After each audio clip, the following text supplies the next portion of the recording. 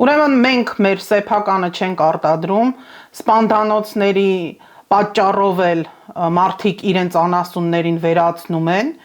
անասնապահությունը ուղղակի մեռնում է Հայաստանում, էլ չեմ ասում բանջարաբոստանային կուլտուրաները այն աստիճանի, որ մենք Հայաստանը թշնամի երկիր համարվող Պակիստանից կարտոֆիլ է ներմուծում։ Ողջույն սիրելի բարեկամներ, այսօր մենք մեր տնտեսական իրավիճակի մասին ենք զրուցելու եւ ես 3 թեմաներ եմ վերցրել, որը ինչպես ասացի, կախված է թե որ երկրներից ինչ ենք ներմուծում, հիմնականում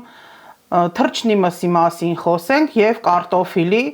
ու միջփնտրում էի թե որտեղից են ներմուծում, ի զարմանս ինձ պարզվում է մենք Պակիստանից, Պակիստանը ասեմ որ այն միակ երկրներից է, այն եզակի երկրներից է, որ Հայաստանի անկախությունը չի ճանաչել, որպես պետություն Պակիստանը մեզ չի ճանաչում, ու արի ու մի տես այս վերջին տարիներին, այսինքն 23-24 թվականի տվյալները ձեզ կներկայացնեմ առաջին կիսամյակի, թե որտեղից ինչ ենք բերում։ Եվ երկրորդ կարևոր թեման, որ մեր պետական ուրեմն մակարդակով անհասկանալի ուրեմն հանքարդյունաբերության ոլորտում իրադարձություններ են տեղի ունենում։ Մի առժամանակ ես ներկայացրեցի, որ Հայաստանը թողարկել է մոտ 750 միլիոն դոլարի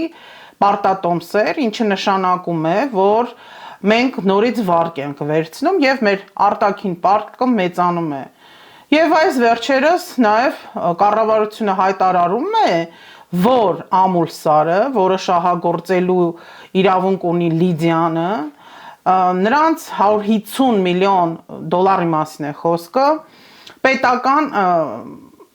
գարանտիաներ են տալու։ Մի քանի բանկ պետք է իրենց ապահովության համար, այսինքն որ Հայաստանը որպես պետություն ապահովում է Լիդիանի աշխատանքը, այդ 150 միլիոնը պետք է տրամադրեին։ Մի քանի բանկեր էին նշվում, բայց մենք մի քանի օր առաջ իմացանք, որ արի ու մի տես, միայն մեկ բանկ է դա ապահովելու եւ այդ մեկ բանկը Ամերիա բանկն է։ Ես մանրամասն սրա մասին կասեմ ու երրորդ քննարկվող հարցը, որ այսօր մենք կներկայացնենք, լինելու է ANIF-ի հետ կապված, հիշում եք, այդպիսի մի կազմակերպություն ստեղծվեց, իբրև թե որ պետական շահերը պահպանեն եւ պետության մասնաբաժին օրինակ կարող էին կազմել այն մեծ ուրեմն արտադրամասերը կամ կազմակերպությունները, նույն հանքարդյունաբերությունը, նույն Զանգեզուրի պղնձամոլիբդենային կոմբինատի օրինակով, որ որոշ տոկոսը գնում է պետությանը եւ դրսից ինվեստիցիաներ բերեին եւ դա լիներ հենց մեր պետության բյուջե լցնող հիմնական մաս, այսինքն պետականացվեր որոշակի կառույցներ ի օգուտ իշահ պետությանը։ Ամեն դեպքում այդպես էր ներկայացվում։ Հիշեցնեմ նաև, որ այդ ANIF-ը, դրա մասին մենք խոսել ենք, փակվում է, այսինքն համարեք արդեն փակվել է եւ այդ ANIF-ում նաև այսօրվա Երևան քաղաքի քաղաքապետ Տիգրան Ավինյանի ղեկավարության տակ էր գործում։ Ինչպես ասացի, մենք նշական է, որ ես գնացի Վայոց ձոր եւ այնտեղ խոսեցի ձեզ ներկայացրեցի, ինչ ահավոր վիճակում է սպանդանոցների գործոնը, սպանդանոցային, եթե միսը ծագում չունի եւ նոր ֆորմատ են ստեղծել, որ պետք է 5-րդ ուրեմն ձևաչափ ունենալ, որ կարողանան միս կամ դրանից ստացվող ինչ որ մտերք վաճառեն։ Եթե չունես այդ ձևը, այսինքն այդ ձևի մեջ գրվում է թե որտեղից է այդ միսը, որտեղ են արածել այդ կովերը, ոչխարները, խոզերը, որոնք հետո մեր սեղանին են հայտնվելու եւ ստիպված երևի ամեն դեպքում ում հետ զրուցեցի, ձեզ ներկայացրեցի, գյուղացին իր անասնաքանակը կրճատել է։ Շատ քիչ են հիմա պահում, հատկապես եթե ընտանիքում երեխա կա, 1-2 կով են թողում եւ այդ անասուններին պահում են իրենց տան կարիքների համար։ Հատկանշական է, որ պանիր էլ չեն կարող վաճառել կամ մածուն կամ ինչ որ մի բան, ես փորձ արեցի, դա էլ եթե դու շուկայում վաճառում ես կամ ինչ որ միտեղ, պետք է այդ ձևաչափը ունենաս, 5-րդ ձևաչափը, որը չունեն։ Վայքի օրինակով ներկայացրեցի, որ սպանդանոցը սարքել են ու շատ հետաքրքիր էր, որ սկզբում ասում էին դա պետական է լինելու, պարզվում է մասնավորներ սարքել, հետո իրեն ձեռնտու չի լինում ու սպանդանոցը փակում է։ Իսկ ով ուզում է աշխատացնել, վայքի դեպքում ներկայացրեցի, որ ուզեցել են տեղի գործարարներից մեկին 1 միլիոնով վաճառեն, նույնիսկ հորդորել են, որ մի առժամանակ աշխատացնի, ինքը աշխատացրել է եւ հասկացել է, որ ձեռք չի տալի։ Ուրիշ մարզերում ես ցավոք չեմ կարողացել գնամ հստակ տեղում հարցնել, բայց բոլոր տեղերում նույն բանն է։ Մենք կարող ենք վկայել, ես կարող եմ որպես լրագրող վկայեմ, որ սպանդանոցների պատճառով Հայաստանում անասնաբուծությունը ուղղակի մեռնում է։ Եվ դրան հակառակ ավելանում է ներմուծումը, մսամթերքի եւ հատկանշական է նույնիսկ հավի։ Մեր տարածքում գտնվող առևտրականներից իմացա, որ օրինակ հավը ներմուծում են ավելի էժան նույն Վրաստանից եւ այլ երկրներից եւ մտա մեր պետական վիճակագրական ծառայության տվյալներով հասկանամ, թե ինչ է կատարվում, որպեսզի ձեզ տվյալներ ներկայացնեմ, այսինքն փաստային տվյալներ։ Շատ դժվար է դարձել, հատկապես մեր լրագրողների համար, դե ձեզ սիրելի դիտողներ, այդքան այդ ամեն ինչը կարևոր չի եւ ոչ մեկ պարտավոր չի ամեն ինչից հասկանալ, մտնել, փորփրել ու հասկանալ, թե մեր երկիր ինչ են ներմուծում, ինչ են արտահանում, բայց ինձ էլ որպես լրագրող շատ դժվար էր, թեկուզ ես այդ ոլորտը ուսումնասիրել եմ ժամանակին, խնդրեցի իհարկե իմ գործընկերներ Arminfo-ից, որպեսզի օգնեն եւ իմ գործընկերներս օգնեցին հասկանալ, թե որտեղից այդ թվերը կարելի է վերցնել ու այն, որ ասում են, մի հատ ճպցնել այս կառավարության ճակատին։ Վիճակագրական տվյալները մաքսայինի, որ մաքսայինով անցնում է, հիմա ՊԵԿ-ի կայքում է։ Այն էլ հատուկ տեղերով պետք է գտնես, հատուկ ուրեմն այդ սայթի տեղերը, որ կա, մեկը պետք է հուշի։ Եվ այդտեղ կան տվյալներ միայն 2023-24-ին առաջին կիսամյակը եւ 17 թվականինը։ Դրանից ավել տվյալներ չկա։ Շատ դժվար է այդտեղ ինչ որ մի բան հասկանալ, որովհետեւ ինչպես ինձ մասնագետները բացատրեցին, փոխվել են ձևաչափերը, թե որտեղից վիճակագրական տվյալները ինչ կոդերով են նշումներով, այդ կոդերով փորփրեցինք, բավականին երկար ժամանակ պետք եկավ, որ ես հասկանամ ինչ ենք մեր ներմուծում եւ ինչ են ասում մեր առևտրականները։ Հա, իդեպ խանութի էսպես ասեմ, հա, աշխատողները ասեցին, որ քիչ է, որ էժան հավը դրսից է գալի, տեղական հավը եւ սննդի անվտանգության հետ կապված մասնագետների հետ ես զրույցներ ունեմ, հավի շուկայում մենք շատ մեծ խնդիր ունենք իր որակի, սննդի անվտանգության հետ կապված, ամենուրեք ուր գնում եք, ասենք կարող են ասել Արաքսի թռչնաֆաբրիկան է կամ չգիտեմ որը, բայց իրականում լինի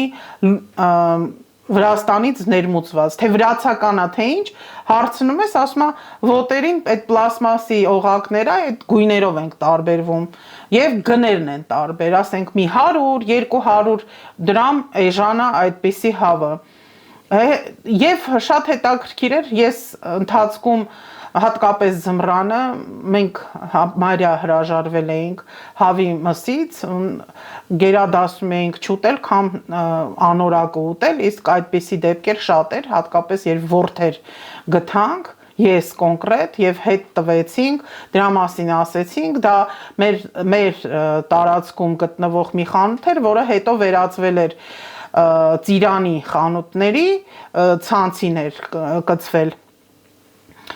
Այդպես փորփրելով իհարկե այն ինչ որ դրսում առևտրի ժամանակ ասել էին, պարզվեց, որ ճիշտ են մարդիկ ասում, բայց ինձ համար զազրելին այն էր, որ բողոքում էին մարդիկ ասում էին, այդ ցեխոտ կարտոֆիլը որ կա ավելի էժան, դա Պակիստանից է։ Եվ ինչ եմ ես ստուգում, ես գտնում եմ այդ տվյալները, համեմատում եմ 17 եւ 23-24 թվականներին, որովհետեւ տվյալները լրիվ չեն, դե 25-ը նոր ենք մենք եւ չկան այդ տվյալները։ Եվ այո, իրոք ներմուծվում է Պակիստանից նույնիսկ կարտոֆիլ ու բավականին մեծ քանակի է ներմուծվում։ Բայց 17 թվականին մենք ընդամենը 4 կոդով, այսպես ասեմ, մաքսային առումով իրենք այնտեղ կոդավորում են, ասենք 0206-ը դա խոշոր եղջերավոր է, կամ չգիտեմ 2402-ը դա սիգարներ են կամ նման ապրանք։ Ուրեմն մենք Պակիստանից բերում ենք սիգարներ, հագուստ, եւ կար մի թիվ, որը կատեգորիայում չկար, ասենք 17 թվականին 4102, եթե ինձ դիտում են այդ մասնագետները, որոնք մաքսայինի հետ կապ ունեն, թող եթե չեն վախենում, գրեն թե դա ինչ է։ Հետո փորփրելով եկանք հասանք 23-24 թվականը ներմուծման մասով այդ Պակիստանի ուրեմն ցուցակը 4 ապրանքանշից այնքան էր մեծացել, որ Չինաստանից երևի բերվող հավասար կեսը անում էր ու ամեն ինչ պատկերացրեք, որ նույնիսկ էշի միս է նշվում, ջորու միս, չգիտեմ ինչ ասեմ, ցիտրուսային պղպեղ չորացրած, հա, կարմիր ասենք չորացրած պղպեղ, սերմերի մեջ անիսոնի սեր, ֆենխելի, համեմունքներ, բրինձ Եվ բրինձը ահռելի մի մեծ քանակի, օրինակ 1200 մոտ 7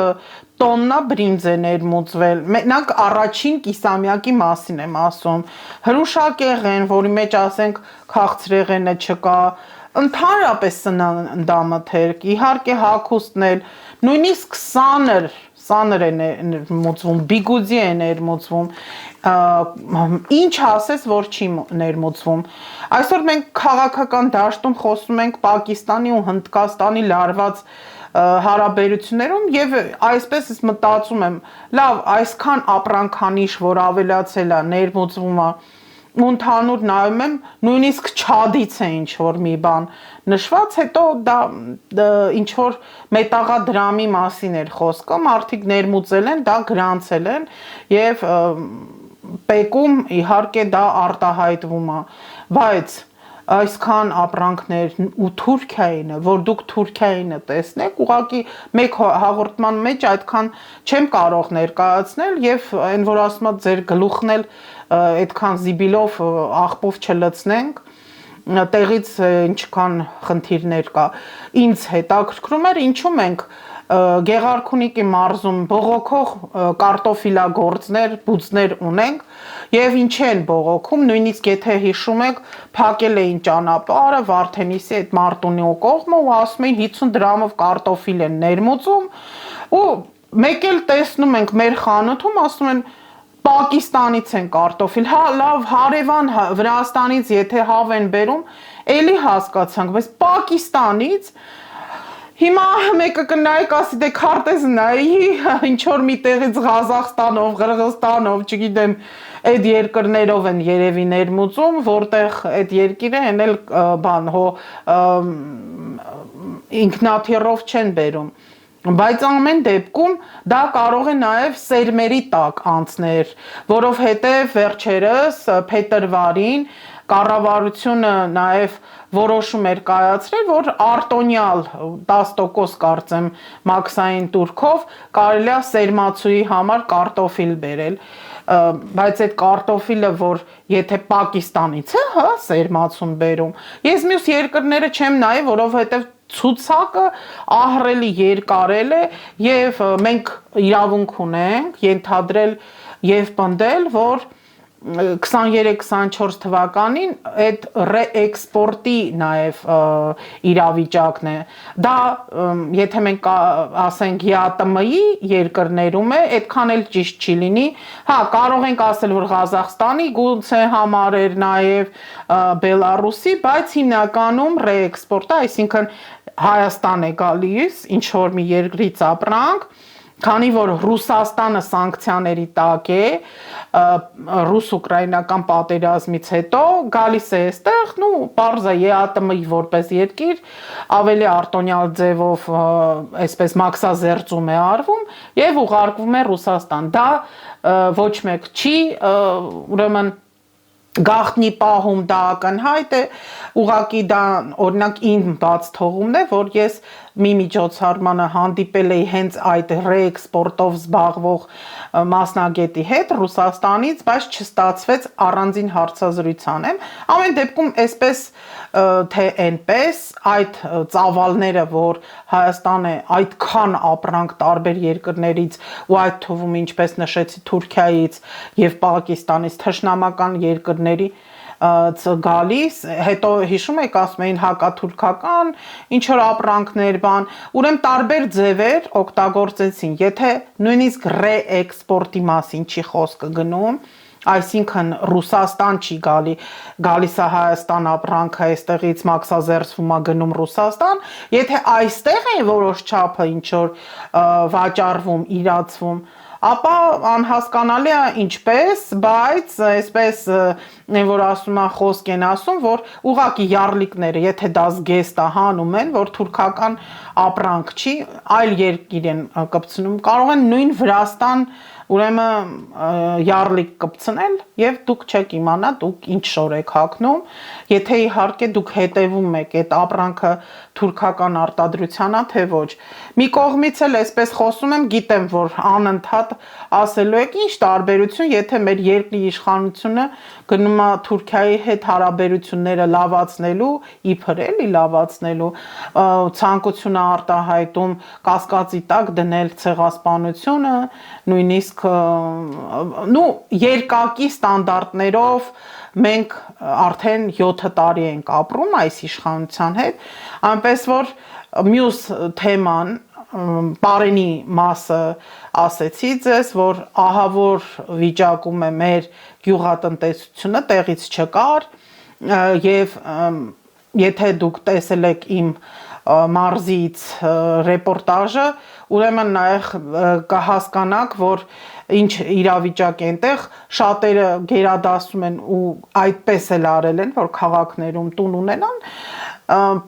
տարբեր պատճառներով, մեկը սպանդանոցի պատճառով, մեկը ասում է ջուր չկա, չեմ կարողանում բոստան կամ այգի բան անեմ, եւ այսպիսի մի միտք էլ կա, որ ինչու դուք պետք է քաղաքում ապրեք, մենք չապրենք, լավ ապրենք, այդպիսի միտք էլ կա, բայց շատ վատ է դա, ուրեմն մարդը ինքը իր հողի վրա չի ուզում մշակի,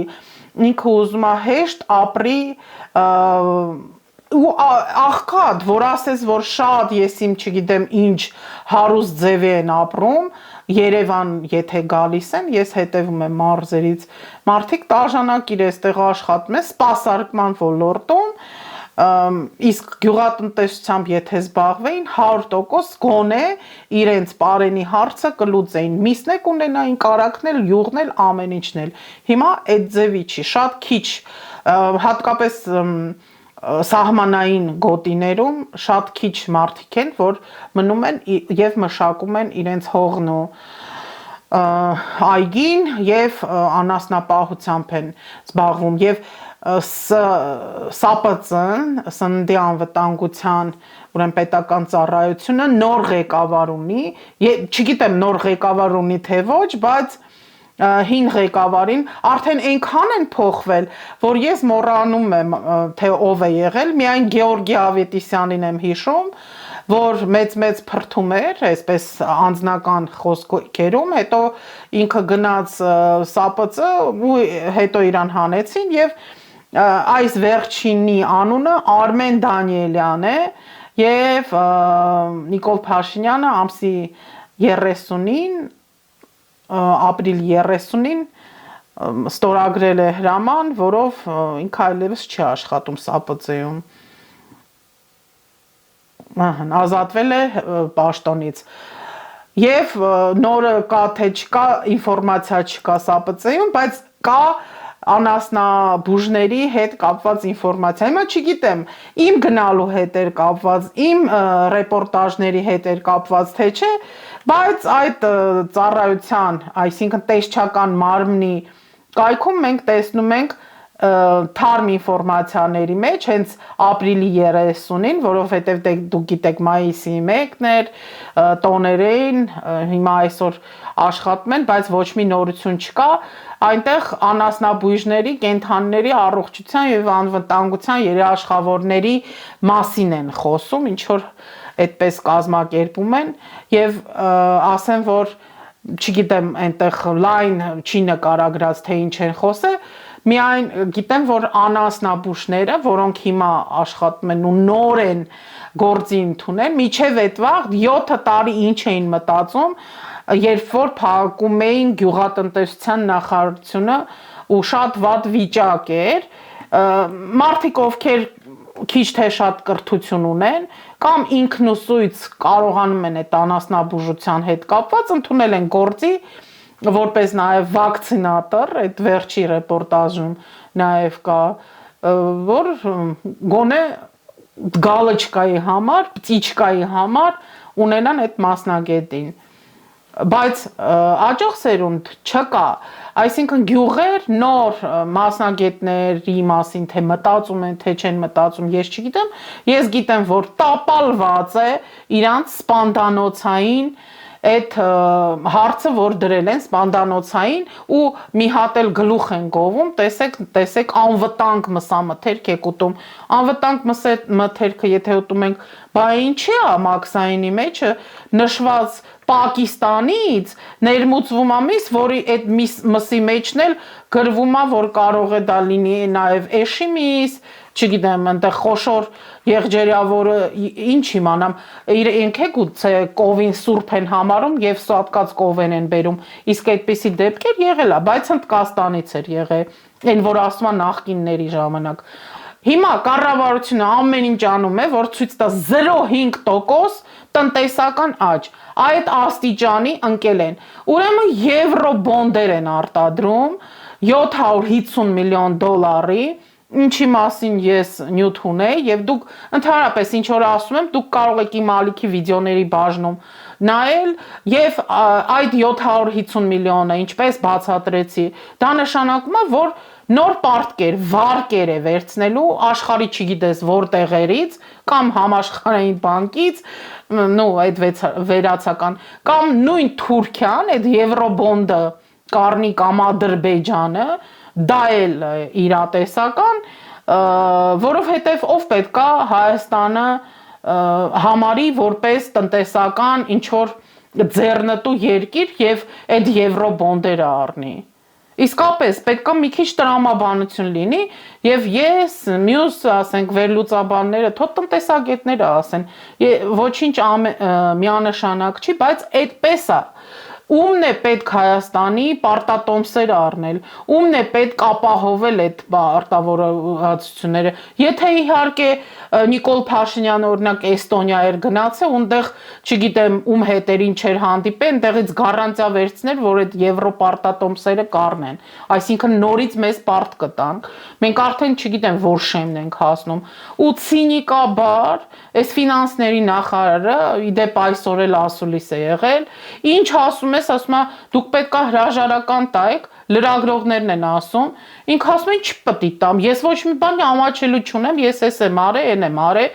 Ճիշտն ասած ես չեմ համարում, որ ես կոռուպցիոն սկանդալում եմ հայտնվել, հուշում եմ, որ քանի որ ես այդ ամբողջ պատմությունը տեղի է ունեցել իմ պաշտոնավարումից առաջ, երբ որ ես ընդհանրապես չէի պլանավորում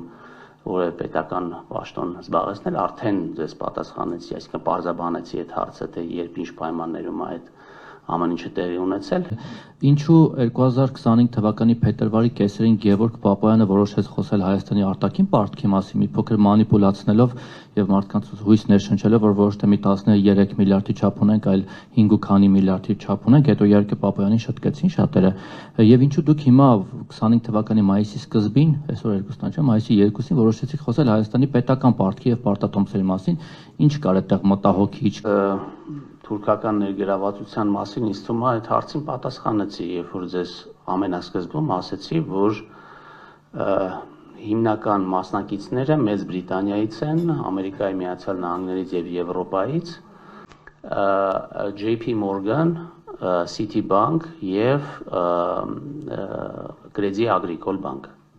Բայց իրան չանդրադառնանք հենց Ամուլսարի ու Լիդիանի հետ կապված։ Հիշում եք, երբ որ սրանք եկան իշխանության, հատկապես այդ ժամանակ այն էկոակտիվիստները, ովքեր էին փակում, չէին թողում Լիդիանը աշխատի, մի խոսքով քանի տարի իրենք կանգնեցին։ Նու հետո պատերազմը եղավ եւ դրա հետ մեկտեղ նոր էքսպերտային կարծիք էր պետք, իբրև թե անկախ էքսպերտների համար էլ այդտեղ է մի քանի միլիոն պետությունը օգտագործեց, որ բնապահպանական տեսակետից իրենք նորից եզրակացություն անեն, ստուգեն են ինչ որ ստուգել էին Լիդիանեն, որ կարելի է շահագործել, ու քանի որ այնտեղ ջերմուկն է գտնվում եւ կա ջրերի հարց։ Էլ չեմ ասում նաեւ դրսի հայերից ոնց էին այդ ակտիվիստներին պաշտպանում, որպիսի Լիդիանը չսկսի շահագործումը Ամուլսարի։ Բայց արի ու մի տես իրացել մի այլ կերպ խափեցին, բայց երևի միայն Լենա Նազարյանին կամ իր նմանատիպ կեղծ բնապահպաններին չխափեցին, որովհետև այդ նույն Լենա Նազարյանը սկզբում գիտեք քաղաքացիական պայմանագիր կուսակցության կողմից դարձավ ազգային ժողովի փոխնախագահ, հիմա Իմ քայլը հիմնադրամի նախագահն է, թեկուզ Աննա Հակոբյանը պատվավոր նախագահ է։ Մի խոսքով ինքը իր համար հեջ բան է էլի, որ պետքա Ամուլսարը շահագործվի, բաուր մնաց այն ժամանակ բնապահպանական իրանց ակտիվիզմը։ Բարձվում է Նիկոլ Փաշինյանի կառավարությունը երբեք էլ չի ասել, որ չի շահագործվելու Ամուլսարը, բայց Լիդիանն էլ իր երևի պայմաններն է դրել, որ այդքան մենք կանգնեցինք, այդքան մեր գլխին բաներ սարքեցինք, ինձ գառանտիա է պետք։ Եվ այդ գառանտիան մեր խելացի ֆինանսների երևի նախարար կամ էկոնոմիկայի նախարար կամ չգիտեմ ովքեր, որոնք հուշում են, թե տնտեսությունը ոնց պարտքերի մեջ գցել եւ վարի տալ, ոնց հնարավոր է, ասում են, գիտեք, պետքա ուրեմն մենք 150 միլիոնի բյուջետային երաշխիք ստանանք եւ այդ 150 միլիոն դոլարը պետք է տային մի քանի բանկ։ Arminfo-ի իմ գործընկերները այդ մասին Finport AM-ում դուք կարող եք տեսնել հղումը ձեր մոտ երևա գրում է, որ այդ բանկերը Արչին բանկը պետք է լիներ, Ագբա բանկը, ID, Ineco, Evoca բանկը, բայց արի ու մի տես, հիմա միայն Ամերիա բանկն է։ Այսինքն պետությունը ոչ թե իր գրպանից է տալի, այլ չգիտեմ, գուցե այդ եվրո բոնդերի հաշվին ինչ որ մի ձևով պետք է ֆռացնեն կամ բանկերի այդ երաշխիքը հենց ոնց պետք է տան այդ գումարը, ոնց ներգրավվեն։ Եվ դա լինելու է սինդիկացիոն վարկ, եթե դուք հասկանում եք, ես ճիշտն ասած չհասկացա ինչու են հրաժարվել ուրեմն այդ բանկերը լսել պետությանը, չէ՞ որ պետությունը ինքը պետություն Նիկոլ Փաշինյանի կառավարությունը չեմ էլ ուզում ճիշտ ասած պետություն համարել եւ հատկապես երբ որ լրագրողները բան են հարցնում ու իր այսպես ձեռնոցների նման փոխվող նախարարները, չգիտեմ, այդ ՍԱՊՑ ամեն մեկը հա փոխվում է, ոչ մեկ չի մնում երկար ժամանակ, ով մնում է երկար ժամանակ, հետո իբրև թե ահագին կոռուպցիոն, չգիտես ինչեր է արել, թալանել է, գործ են հարուցում, բայց ինքը իր համար հանգիստ ֆրֆռում է, իր գումարներն էլ գրպանները գցած։ Հետո արդարանում է, ասում է ես պետության համար էի աշխատում, ես չէի թալանում։ Ուրեմն այդ դեպքում ինչպես է ստացվում, որ միայն Ամերիաբանկն է համաձայնվել այդ սինդիկացիոն վարկը տալ, այն էլ $150 միլիոն։ Եվ հիշացնեմ, որ Ամերիաբանկը Ռուբեն Վարդանյանի Բաքու այդ ձերբակալություն անօրինական, ես կասեի, առևանգում ասեմ, մի խոսքով ինչ որ մեր կարծիքով այն ինչ որ ասում են, որ իբրև թե բանկը վաճառվեց, որ իրեն ընտեղից բանտից ազատեն, դա լրիվ քաղաքական ուրիշ թեմա է քննարկելու, ինչի մասին մենք խոսել ենք, բայց Ռուբեն Վարդանյանից հետո այդ բանկի հետ ինչ եղավ։ Ջորջիա բանկն է գնել, դա գիտենք, բայց Ջորջիա բանկի ակտիվները բաց չեն, մենք չգիտենք ովքեր են այդ բաժնետոմսերը։ Ես իմ փորձով, լրագրողական փորձով կարող եմ ասել, որ Ջորջիա բանկի հետ տարբեր կասկածելի նաև բաներ են կատարվել Իսրայելի հետ եւ նույն Ադրբեջանի, Թուրքիայի հետ էլ կարող են իրենք ունենան համագործակցություն, եթե հիշում եք, այդպես եղել է նաև ՎՏԲ բանկի հետ կապված, երբ որ մենք իմացանք, որ բաժնետերերից նաև կային ադրբեջանցիներ, Ադրբեջանն էր ներկայացված, այսպես ասեմ։ Մի խոսքով կապ չունի թե կառավարությունը, այս կառավարությունը ինչ խաղաղության, ճակերտավոր խաղաղության թեմաները անդադ առաջ տանում, մեզ հասկացնելով մենք խաղաղության ենք գնում, պատերազմ չի լինելու եւ այդ բառամթերքը անդադ մեր ականջներին լցնելով հետնել այսօր էսրան ծեծեցին, այն օրը նրան ծեծեցին ու Տիգրան Ավինյանը որտեղ ամենուրեք կա, ամեն կասկածելի գործարքում ինքը կա, ինքը արդարացնում է, որ լավ են արել, տղավարի ծեծել են։ Իսկ այստեղ այս Լիդիանի հետ կապված, որ աշխատեք անպայման, եթե Լիդիանը չաշխատի, ոսկի չհանվի, ուրեմն Հայաստանը չի ունենալու այդ ուրեմն տնտեսական 0.5%-ի աճը։ Թեպետ ասեմ, որ այդ ֆինանսների նախարարը այսօր լրագրողների համար ուրիշ լրիվ երգա երգել եւ հարցերի ժամանակ ինքը լրիվ ուրիշ բաներ ասելա, որ ոչ մի անգամ էլ իրենք չեն տուժի, եթե նույնիսկ Ամուլսարի հետ պրոյեկտը չստացվի, միևնույն է իրենք գրանցելու են տնտեսական աճ, այնինչ այդպես չէ։ Ուրեմն մենք պայմանավորվեցինք, որ Ամուլսարը տարբերակ չունի, որ չշահագործվի, ամեն ինչ անելու են, որ շահագործվի։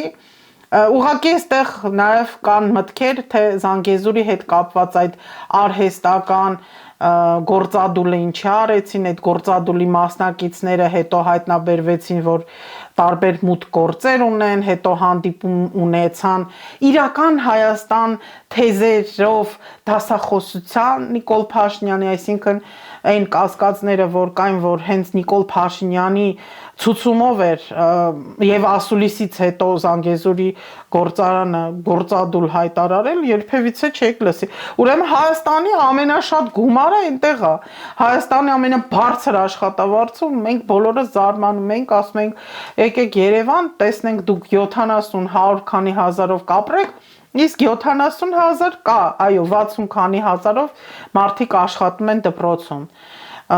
Մյուս հարցը, որ Լիդիանից անցում կատարենք ձեր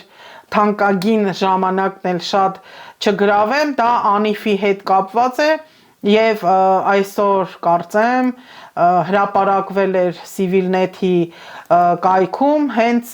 մի հոդված, շատ հետաքրքիր հոդված, ձախողում, խայտառակություն եւ 0 մեղադրյալ։ Այո, ձախողում է այս 2019 թվականին ստեղծված ծրագիրը, որ իբրև թե պետական հետաքրքրությունների ֆոնդ է, այսինքն հիմնադրամ, եւ Տիգրան Ավինյանը այդ հիմնադրամի ղեկավարը պետք է լիներ։ Տիգրան Ավինյանը ընդհանրապես այն որ ասում եմ ամենուրեք կա, նաև շենքերի շինությունների այս անկանոն քաղաքում որ շինարարություն կա, այդտեղ էլ է։ Հետո Fly Arna իբրև թե պետական ավիաուղիներ պետք է ստեղծվեր այդ անիվով, էլի փակվեց, փաստացի ամեն ինչը փակվեց։ Դրա հետ մեկտեղ հայկական ուրեմն ավիաընկերությունները զրկվեցին ժամանակին, հիշում եք, որ քաղավիացիայի ղեկավար դարձավ արտասահմանից եկած մի երիտասարդ աղջնակ եւ իր կամ անփորձություններ կամ չգիտեմ ինչներ, դրա պատճառով մենք զրկվեցինք Եվրոպա թռնելու իրավունքից, չէին պատրաստել համապատասխան փաստաթղթերը, որ սերտիֆիկացիոն ստանայինք եւ այս անիվն էլ փակվեց ու այնքան գումարներ ծախսվեց, միլիարդներ, ոչ թե միլիոններ, օրինակ հիմա ես համ ձեզ հետ խոսում եմ, համ բացել եմ այդ հոդվածը, կարդում եմ, որ Air Arabia-ի հետ իրենք 49% էին Fly Arna-ն, իբրև թե պետք է ազգային ուղևորադրող լիներ, էլի ավիացիոն։ Դուք հիմա կարող եք ասեք, բա նախկիններու ժամանակ այդպիսի բաներ չի եղել, նույնը Armavia-ի հետ կապված չէ, չի եղել, Armavia-ն տարիներ շարունակ շատ լավ աշխատեց, հետո այդ բանկրոտության գնալը էլի երկար բարակ թեմա էր եւ հենց այնպես չանցավ այդ ամեն ինչը։ Մեզ Հայաստանին մենք միշտ պնդում ենք եւ ամեն գնով պետությունը ուզում էր պահել Armavia-ն, բայց այսօր մենք ուրիշ ղեկավարություն ունենք, որ տնտեսությունը ամեն կերպով միայն եկավ, ասեց, որ պետքա թափանցիկ աշխատենք, թալանը հետ ենք բերելու, դու մի ասա, իրենք ավելի մեծ գլոբալ ձևով են թալանում, նոր օլիգարխներ են ստեղծում, այն հին օլիգարխների գրպանները թափ տալով, իբրև թե դեպ անիվում էլ այդ ձև պետքա թափ տային ու գումարները տային, բայց հետո մեկ էլ հասկանում ես, որ այդ նույն օլիգարխները գնում են ճաշկերույթի կամ իրենց ստեպում են, որ իրանք մուծվեն Աննա Հակոբյանի Իմ քայլը ուրեմն հիմնադրամին եւ այդ Իմ քայլը ի դեպ գրանցված է Հակոբ Սիմիդյանի քրոջ ամերիկյան հասցեի վրա, Հակոբ Սիմիդյանն էլ, եթե դուք տեսել եք Նիկոլ Փաշինյանը ոնց է շնորհանդեսին իր գրքի մի քանի տարի առաջ, այդ երկիրը հակառակ կողմից կարծեմ այդ ձև կոչվում է, ես այդպես էլ այդ գիրքը չկարդացի, չնայած ասում են կարդա, բայց քանի որ այնտեղ բաներ կա, որ սրբապղծություն է, ես չեմ կարդում նման գրքեր,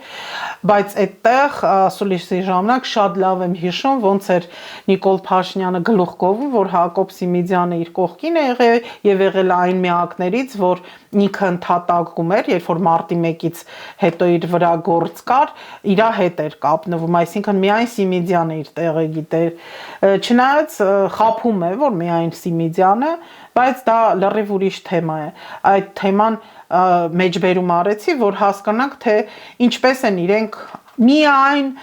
փող աշխատելու, խափելու, որ պետք է ամեն ինչ թափանցիկ լինի, բայց ձեզ ցույց եմ տալի եւ ասում եմ, որ դուք ուզենաք հասարակ իմանաք, թե կարտոֆիլա որտեղից աներ մուծվում, ինչ անում, դուք չեք կարող օֆիցիալ ինչ որ կայքում դա տեսնեք, պետքա չգիտեմ ինչ փորփրեք, այն էլ միայն կծկտուր ինչ որ տվյալներ, կոդերով եւ մարդիկ, մասնագետները ձեզ հետ չեն ուզենա խոսեն ինձ հետ, օրինակ, որպես լրագրող բացատրեն, թե ոնց նայեմ, ինչ ձևի հաշվարկ անեմ։ Այ այսպես, հա, նորից հիշացնեմ, անընդհատ մեզ ասում են, որ կայքեր շատ փակվեցին, ասելով, թե ռեկոնստրուկցիա է, փոխում ենք, այդպես ամբողջ երկիրը այդ ձև են անում։ Մանկապարտեզները քանդում են, իբր նոր են սարքում, բայց նոր չեն սարքում։ Այնպես է ստացվում, ասֆալտը փռում են, լավ չեն փռում, ամբողջ հանրապետությունում, հետո ինչ որ ակտիվիստ, ասենք Չախոյանի նման, գնում է դա ցուցադրում է կամ ընդդիմադիրներ, բռնում մռութը ջարդում են, էս են անում, են անում։ Այս իրավիճակը չգիտեմ ինչքան է տևելու, ես ասեմ, որ մտածում եմ, որ միանշանակ չեմ ներկայացնելու ըստ իս ողբալի իրավիճակը, որ դրսից այսքան այս ամեն ինչը ներմուծվի ու ինչի պետք է ես չունենամ իմ խոսքի տեղական հավը, տեղական ձուն, տեղական բան, խափեն, ինչ որ էտիկետ կա փոխեն կամ ինչպես խանութում են ասում, իհարկե իրանք էլ չեն տարբերում որը որտեղից է, բայց ամեն դեպքում միայն ձև ու ամեն ինչը փակ, այդպես էլ այն ինչ որ ասում են թափանցիկությունը եւ այլն ամեն ինչ սուտ էր։ Այսքանը շնորհակալ եմ որ դիտեցիք, նաեւ շնորհակալ կլինեմ որ եթե կան մասնագետներ հավելացնեն ինչ որ այս թեմայի հետ կապված, դուք էլ օրինակ որ առևտուր եք անում ուշադրություն եք դարձնում, իսկ եթե գյուղական վայրերում եք գտնվում, նաև ձեր հետաքրքիր կարծիքը թե պահում եք անասուն կամ ունեք դրանից եկած ոնց եք ընդհանրապես ժողովուրդ ջան, տակից դուրս գալիս այս ամեն ինչի։ Մինչ հանդիպում